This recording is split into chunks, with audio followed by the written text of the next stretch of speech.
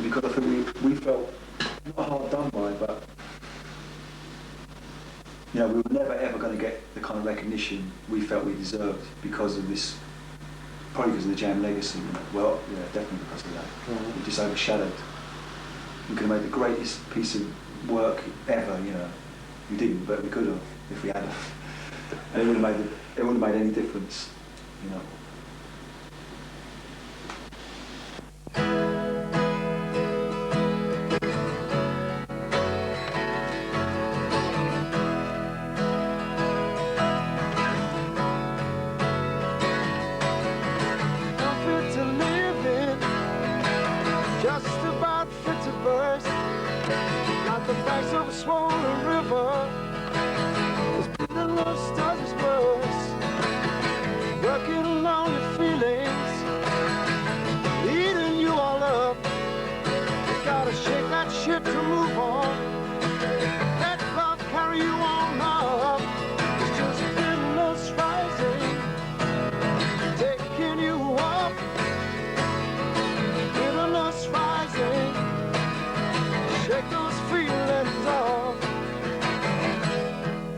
You know, I need to have music to kind of stabilise me.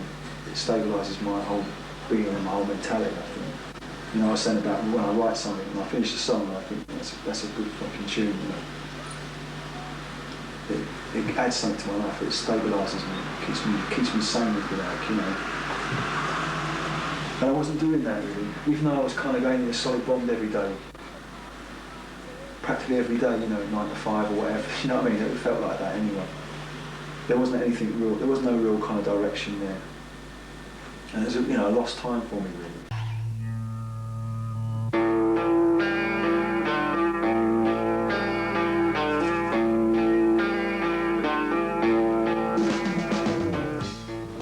When you look back on that period now, what was it that got you back on track? What was it?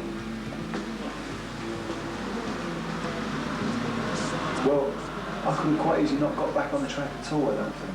I mean, you questioned yourself about being a musician, didn't you? Yeah, yeah, and I questioned myself about why I was still doing it. What did I like about it?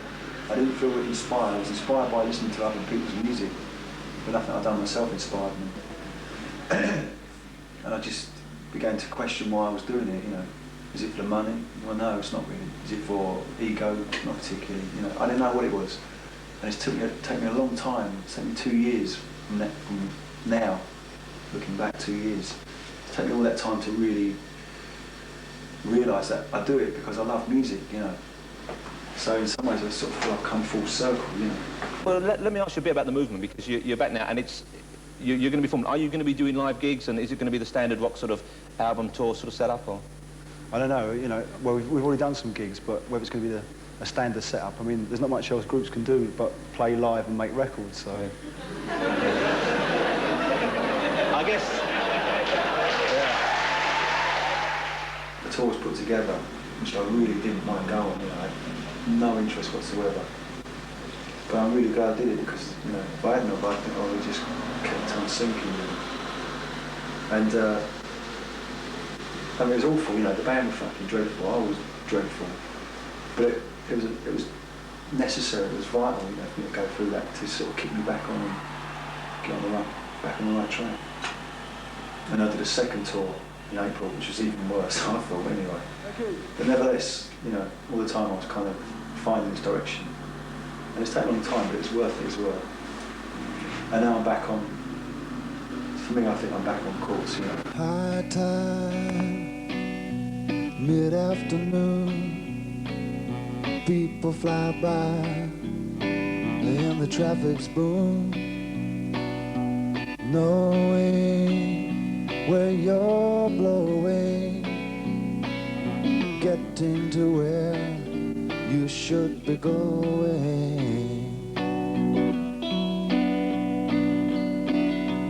Don't let them get you down, making you feel guilty about golden rain, bring you riches, all the good things you deserve now.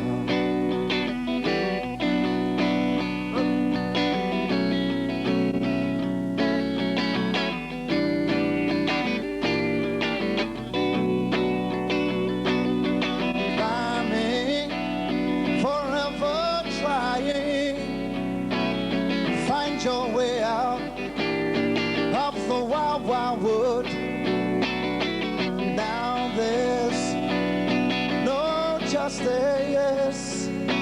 You've only yourself that you can trust in.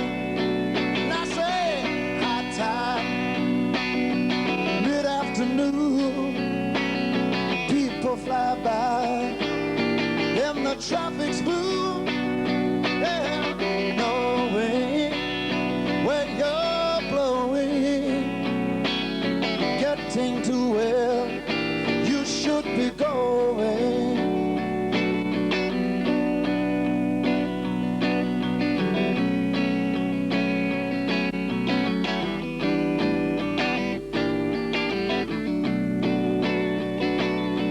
Day by day, your world fades away, waiting to feel all the dreams that say golden rain bring you riches, all the good things you deserve now. And I said, climbing, forever trying, you're gonna find your way